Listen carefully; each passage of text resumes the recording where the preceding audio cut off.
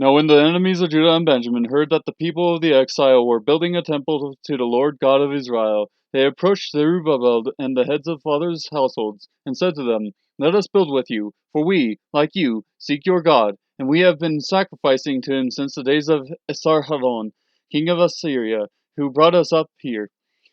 But Zerubbabel and Jeshua and the rest of the heads of fathers' households of Israel said to them, You have nothing in common with us in building a house to our God, but we ourselves will together build to the Lord God of Israel, as King Cyrus, the king of Persia, has commanded us.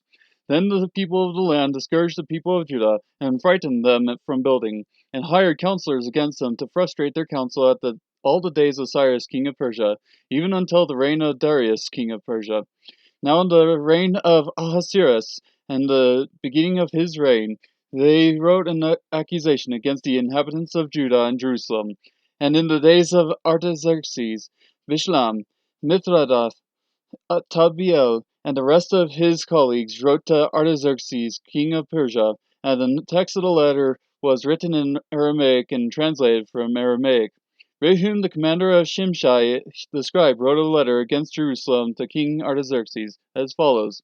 Then wrote Rehum, the commander, and Shimshai, the scribe, and the rest of their colleagues, the judges and the lesser governors, the officials, the secretaries, the men of Erech, the Babylonians, the men of Susa, that is, the Elamites, and the rest of the nations which the great and honorable Osnappar deported and settled in the city of Samaria, and in the rest of the region beyond the river. Now this is the copy of the letter which they sent to him.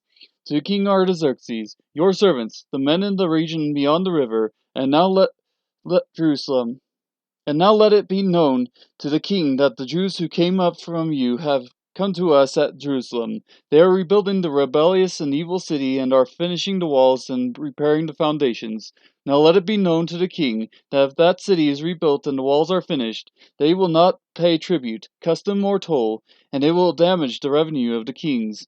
Now because we are in the servants of the palace, and it is not fitting for us to see the king's dishonor, therefore we have sent and informed the king, so that a search may be made in the record books of your fathers, and you will discover in the record books and learn that the city is a rebellious city and damaging to kings and provinces, so that they have incited revolt within it in past days. Therefore that city was laid waste. We inform the king that if that city is rebuilt and the walls finished, as a result you will have no possession in the province beyond the river. Then the king sent an answer to Rehum the commander, to Shimshai the scribe, and to the rest of their colleagues who live in Samaria and in the rest of the provinces beyond the river. Peace! And now the document which you sent to us has been translated and read before me. A decree has been issued by me, and a search has been made, and it has been discovered that that city has risen up against the kings in past days. That rebellion and revolt have been perpetrated in it, that mighty kings have ruled over Jerusalem, governing all the provinces beyond the river, and that tribute, custom, and toll were paid to them. So, now issue a decree to make these men stop work, that this city may not be rebuilt until a decree is issued by me. Beware of being negligent in carrying out this matter. Why should damage increase to the detriment of the kings?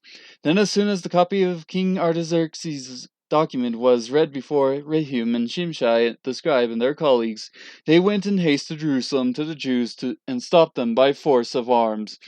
Then work on the house of God in Jerusalem ceased, and it was stopped until the second year of the reign of Darius king of Persia.